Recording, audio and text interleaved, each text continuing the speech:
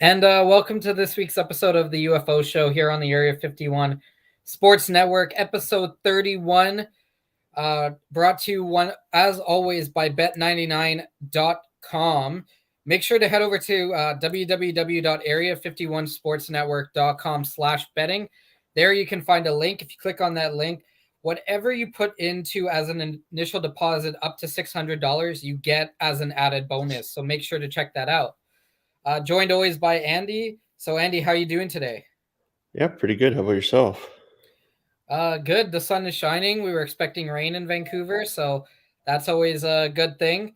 We got a lot to talk about. You know, MLB starting up, so we'll have a special show hopefully next week talking about the baseball season. But for today, we're going to focus on the Final Four and some NHL talk. So, why don't we start with the Final Four here, the NCAA basketball men's tournament. So the games are this weekend on the 4th. So first game, I'll let Andy, because you have some insider information from somebody who really follows college basketball about these games. So Villanova versus Kansas. Right now, we have Villanova at plus 155, Kansas at minus 223. So what are your sources telling you about this game? Yeah, I like Villanova, especially at plus 155. You know, they've won sort of every other year the last 5-6 years. I think they won in 16, 18, and 2020, I believe. So 2022 would be that pattern. They do have Justin Moore, though, who's injured. That's a big loss. He's one of their best players. When you look at their bench versus Kansas, I think Villanova is a little bit deeper. So in terms of who to pick, I mean, Kansas seems to do this thing every year where they look like they're unstoppable and then they flame out. So I like Villanova there, plus 155, like you said. And then we got a rivalry game here, North Carolina versus Duke. Duke we have at minus 200. North Carolina is at plus 140. But, something to consider here. This is Coach K's last ever tournament. It's a rivalry game. Are you going with Duke here, or are you taking the underdogs? Yeah, I like the underdogs. Like you said, Coach K, his last home game, I guess you could say his home finish was ruined by by UNC. I think there's so much pressure on Duke to try to win this for their coach, and UNC, not USC. They don't really have much of a bench. They kind of play 6, maybe 7 guys the whole year, but those 6-7 guys are pretty good. So, as long as this doesn't become a free throw contest where UNC traditionally struggles, I think North Carolina can win. And when you get those kind of odds, like you said, those are pretty good odds to bet on. Yeah, then the men's tournament isn't the only one that's going on as well. We also have the on the women's side here, Louisville versus South Carolina. Now they're both number 1 seeds, but here's where it gets interesting. Louisville is obviously the better team, just based off of their record and personnel. But the for a Final Four game, Louisville is plus 280 and South Carolina is minus 455. Sorry, South Carolina is a better team. I think I said Louisville there. Yeah, But for a Final Four game, that's a very big split. For to give that's a very big over or like favorite to give to South Carolina. it is that, like you said, it's rare that you see this big of a spread.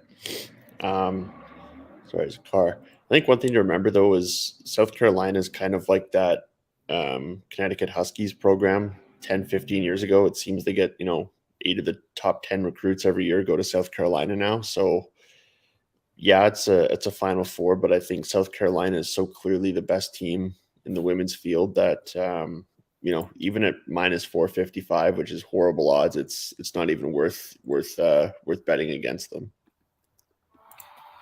Yeah, but yeah, well, I like when I see that big of a spread, it does make you want to put some money down on Louisville because obviously, like I said, they are a number one seed. There's a reason that they're, you know, in the Final Four.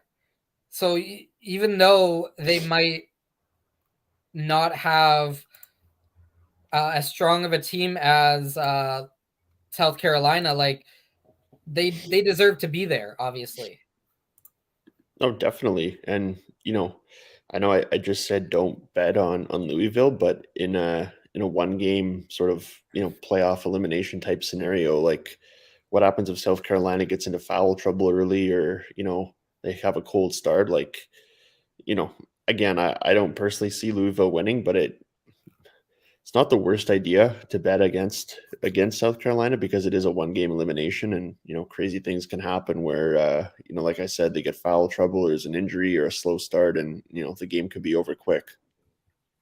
yeah. And then on the other side, we do have a more balanced, I guess, matchup you could call it. Uh, so UConn, the Connecticut Huskies are playing the Stanford Cardinals.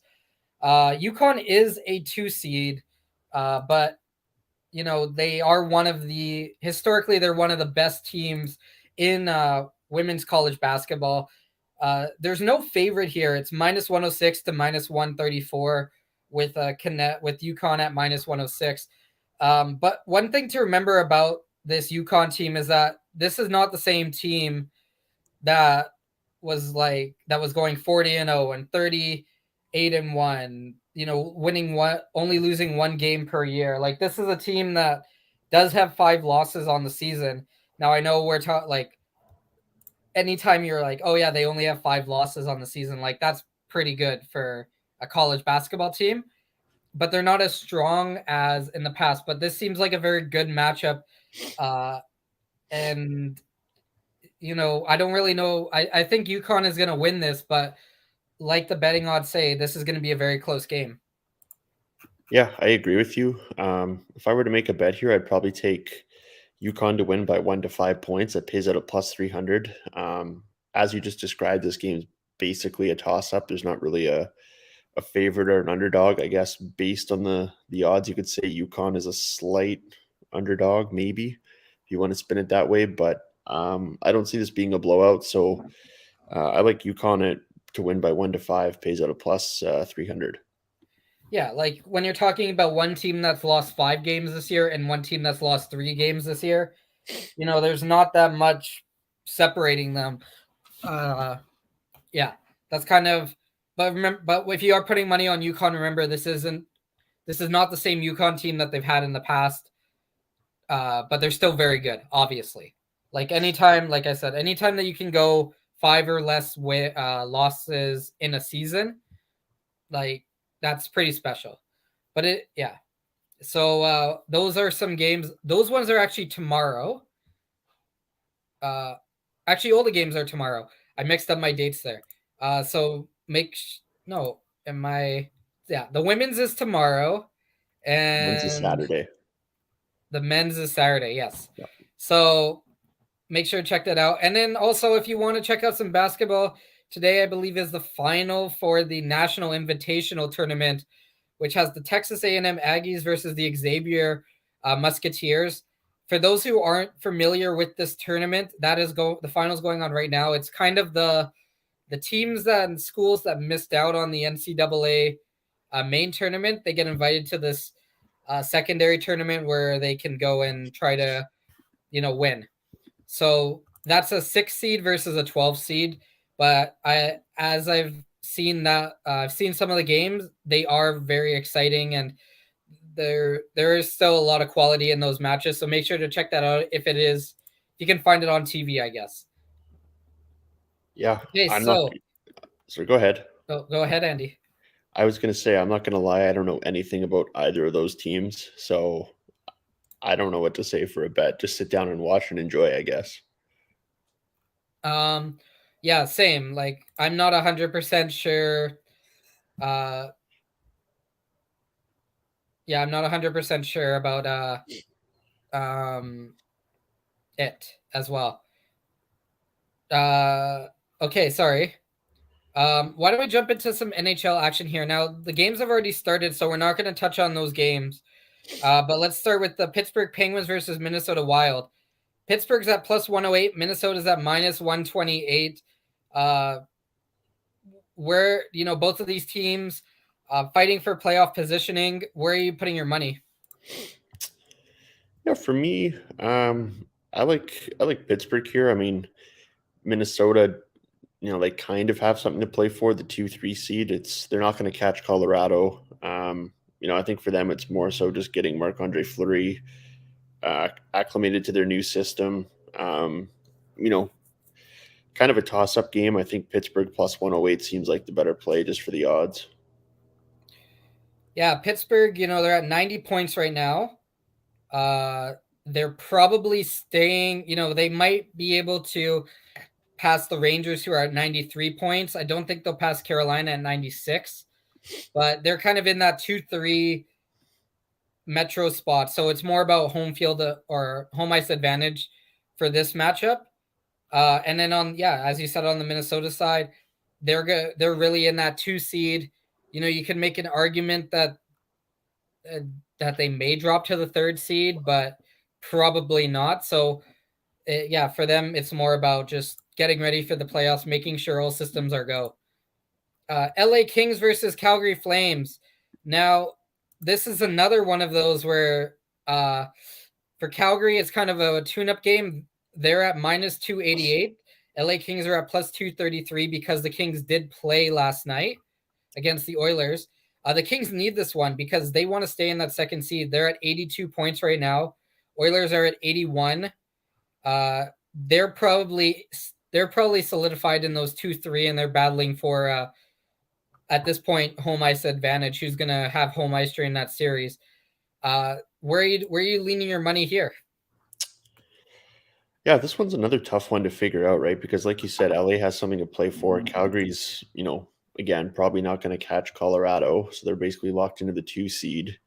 However, Calgary has had some, less than ideal performances the last month or so, and I think Daryl Sutter's really getting on them to, get ready for the playoffs. So Calgary's also a good team at home. I think I like Calgary here minus 286.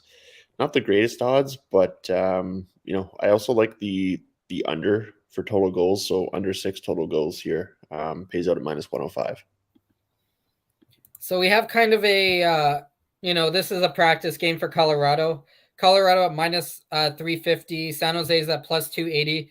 Now, the report this morning was that McKinnon will be playing.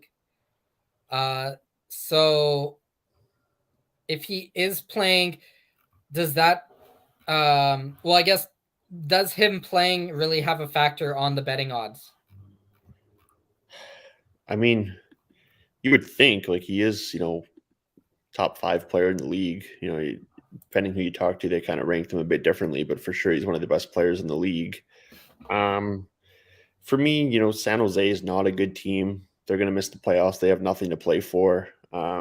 Regardless of if McKinnon plays or not, I'd stick with the Avalanche. I think they only have 3 outright losses at home this year, so I'd bet Avalanche minus 350. Yeah, I think that I don't, these two teams do have some history going back to last season, but Colorado's just the better team by far. And then we Yeah, got a another game where one team is out of the playoff race, but one team is still fighting. Dallas versus Anaheim. Dallas Stars are at minus 180. Anaheim Ducks at plus 150.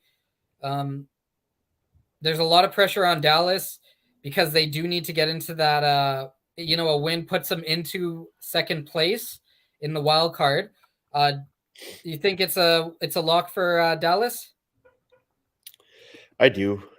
Like you just said, Dallas has everything to play for. I think they have 3 or 4 games on hand, depending on which team you're talking about versus everybody else for that playoff race. You know, they need this game. Anaheim's kind of playing out the string they sold at the deadline. I would take Dallas. I think they're will be extremely motivated to win this game.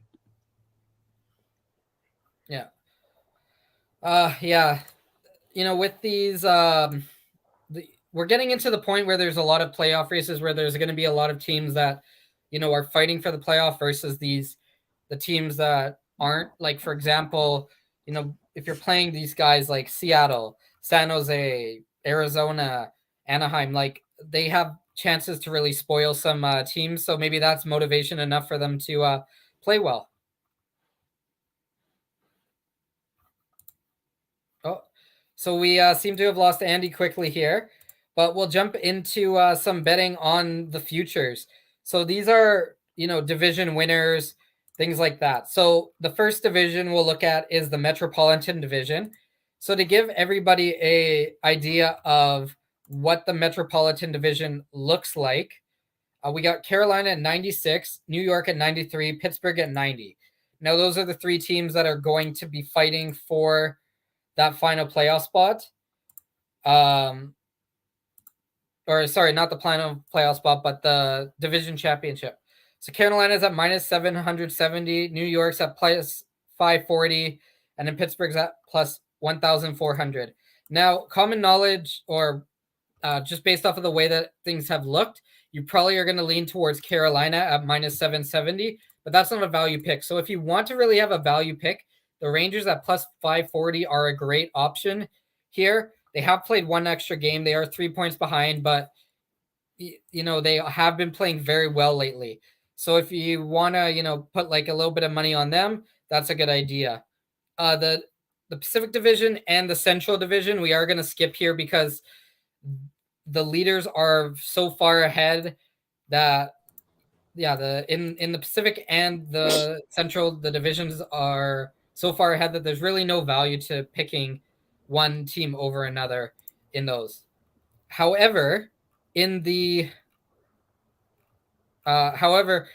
is some value when you're looking into the other divisions, or the last division, such as the Atlantic Division. Now, Florida is the leader, but if you find some odds on Tampa Bay, you should make sure to take those for sure. Yeah. So now that we've done those ones, why don't we jump a little bit into the MLB? Because we do have Andy back here. We are, like I said, we are going to talk a lot about the MLB next week.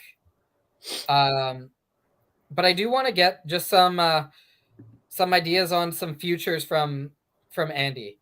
So the AL winner right now, we have the Houston Astros at plus 420 and the Blue Jays at plus 440, followed by the Yankees at plus 540, the White Sox at plus 540, and then the Rays at plus 640.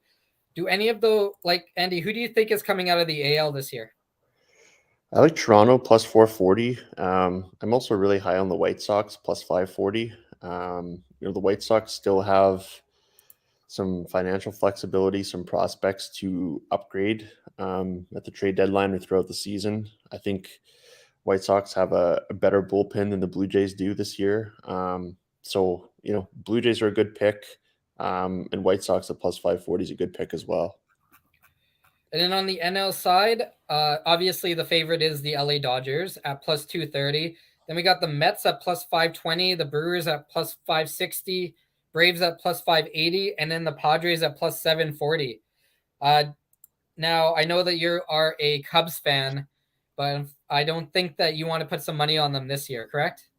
Yeah, plus 4,400 isn't quite good enough odds. The NL is going to be interesting because the Dodgers on paper are just so much better than everybody else. So, I mean, Dodgers plus 230 is good. I also like Milwaukee at plus 560. Their division's pretty soft. Obviously, the Cubs aren't expected to do much. Cardinals, and then the Reds and the Pirates are in full tank mode. So again, the Brewers, much like the White Sox, do have a bit of prospect in financial flexibility to add as their team goes along. They have a really good front end of the rotation with Corbin Burns. Josh Hader is probably the best closer in baseball. So the obvious play here is the Dodgers, but if you are looking for a bit more value, I like Milwaukee at plus 560. But with remember, last season we talked all about how the Dodgers were going to run away for with the division, stuff like that, and then the San Francisco Giants just come out of nowhere. What Well, they didn't come out of nowhere, they do have success in odd years that are odd years. So 2021, it made sense that they had success, but yeah, like we can make all the predictions we want, but sometimes there is that team that just comes out of nowhere. So who do you think is that dark horse team this year? it's funny because I want to say San Diego. Obviously they have a really strong team on paper. Without Tatis, though, they might be a little bit underrated. The other team I really like is the Philadelphia Phillies. They got some big bats in free agency this year with Schwarber and Castellanos. I think Aaron Nola is still an underrated ace starter of their rotation. They traditionally seem to have a softer division, I guess you could say. The Mets seem like a good team. The Marlins won't be really that much of anything again this year. The Nationals suck. I guess if I had to pick like a true long shot, I'd say Philadelphia. That is that is a pretty good choice. Um, but the $1 million question here today: do the Seattle Mariners make the playoffs after what 20? This would be the 22nd, 21st year that they've missed, or something like that. Yeah. Do they finally make the playoffs? So Bet99 has it minus 200 as no, plus 160 as yes. Oh, Like I said earlier, I think they're going to win the division uh, and at the least make the playoffs. What do you think? yeah, I agree. The Mariners, there's a little more risk there because they are so young, and guys like Kyle Lewis and Jared Kelnick still need to prove it over more than a 30 game sample size. But I really like the Mariners rotation. They've led by the Cy Young winner Robbie Ray. They have a good bullpen. They have depth on their bench and in the bullpen. I'm really high on the Mariners team. I agree with you. I think they are probably going to challenge for the division and win it. And obviously, if you win your division, you'd make the playoffs. So I would be all over that plus odds for them to make the playoffs. So, what is one team that generally you don't think of that might, make the playoffs? I know you talked about the Phillies. They're at plus 100 to make the playoffs. But what is that team that, maybe people aren't talking about too much that you think is going to make the playoffs? For me, it's probably the Angels. I mean, they have the two best players in the league in Otani and Trout. Health has been a concern for Trout. He missed the end of last year. He seems to be okay so far this year. I know he's had, a little bit of setback in spring training, but to me, the Angels have a few things going for them. Is number one, they don't have a super strong division in that AL West with the Mariners and the Astros, and number two, I think they have enough talent, having the two best players in the league, and some other good guys like Anthony Rendon to really finally get Mike Trout into the playoffs this year. So the LA Angels, yeah, they're an interesting team because you would think that eventually they would make the playoffs with having two of the best players in all of baseball. So they're at plus 148 for yes to make the playoffs. Uh, Now there is it's an expanded playoff this year, correct? Yeah, so there's I believe it's 7 teams that make the playoffs. Yeah, so that might help them. We'll get a little bit. So you got the four division winners and three wild card. That when we're looking at that in the NL, or in the AL. The problem is though, when you really have to win your division, because otherwise you're going up in the against like the Red Sox, Yankees, Jays, and Rays. You know, probably three of those four teams are making the playoffs this year. Well, you just said it, right? Like for sure, the Blue Jays, the Yankees have a strong team. The Rays always find a way to be there. I'm not so sure about the Red Sox this year, but those three teams for sure. You have the White Sox in the Central, and then one of the Mariners or Astros in the West, right? So that's six teams right there, and there's only seven playoff spots. So to me, it's going to come down to one of Houston, the Angels, or the Mariners missing the playoffs. I like all three teams. I can sort of build a case for all three to make or miss. It'd be interesting to see, right? Is 162 games, a lot can happen. One thing to keep in mind with the Yankees is they were all after Freddie Freeman, and they settled for Anthony Rizzo at like a quarter of the cost. So, you would think they still have a significant amount of money to spend throughout the season and upgrade their bullpen or get another big bat. And one important thing to remember when you are putting down money is, if you are putting money down on teams like the Yankees and the Red Sox, remember that they do have quite a few unvaccinated players, which could really play a factor early in the season when they come up and play Toronto. So that is something that this year, even though it is 2022, and people have had the option to get vaccinated for over a year now, there is a large contingency of MLB players who aren't. So when you are making bets, especially future bets, remember that they are going to be missing games in Toronto, especially those Yankees, Red Sox, Orioles, Rays. If they do have if those teams do have unvaccinated players, remember that they are going to lose some games early in the season, at least, because of the travel restrictions. Well, exactly, right. The I know that New York State is supposed to be lifting the. I'm not sure exactly what type of ban they have. It's some sort of spectator athlete, ban. It's supposed to be lifted in time for opening day for the Yankees. But you're right; they can't cross the border into Toronto. I know the Yankees and the Red Sox traditionally make very early season trips north of the border to Toronto. So that's the case. Like, Aaron Judge is unvaccinated. We think Anthony Rizzo's unvaccinated. We think some of the pitchers for the Yankees are unvaccinated. Like you mentioned, there's a legitimate chance that Yankees go into Toronto at like 60, 70% of their roster can cross the border. So Toronto being such a strong team this year, those tough games for the Yankees and Red Sox to win might become borderline impossible. And when you're fighting, to win 100 plus games probably to be an AL East champion, that could be the difference. Yeah, so when we're looking at the schedule, the Red Sox first trip is a 4-gamer, 25th to 28th of April. And then the Yankees are there from the 2nd of May to the 4th. So yeah, those are the early sets that the Blue Jays play the Yankees and Red Sox in Toronto. So yeah, those are some of the betting things that we do have to still pay attention to in baseball.